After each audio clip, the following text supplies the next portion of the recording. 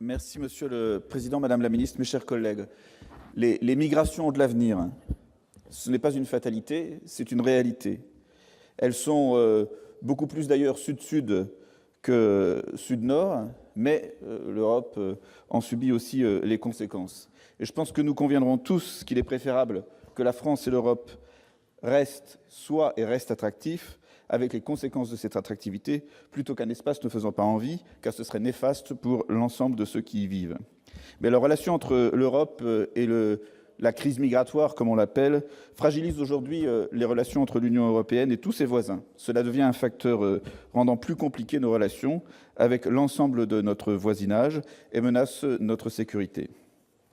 Madame la ministre, les images d'esclavage, le choc mondial des images de CNN, qui ont finalement administré la preuve d'un crime contre l'humanité, ne peuvent rester sans suite.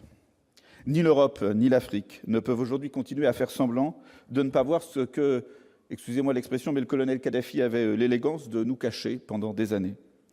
Comment aujourd'hui agir, maintenant que nous en sommes conscients, pour éradiquer ces crimes? Une réforme de l'asile est indispensable.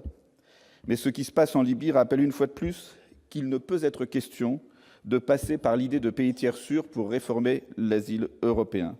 Ce serait contre l'idée de l'asile, cette belle idée, qui est une obligation conventionnelle pour les pays de l'Union européenne, mais qui, en France, est aussi une obligation constitutionnelle. Quelles assurances pouvons-nous avoir sur ces sujets?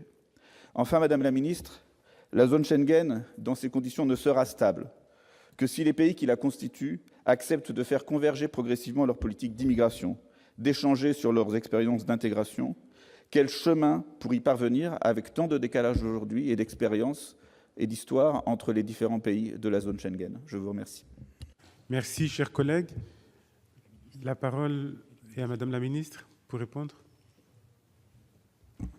Merci, Monsieur le Président. Monsieur le sénateur Leconte,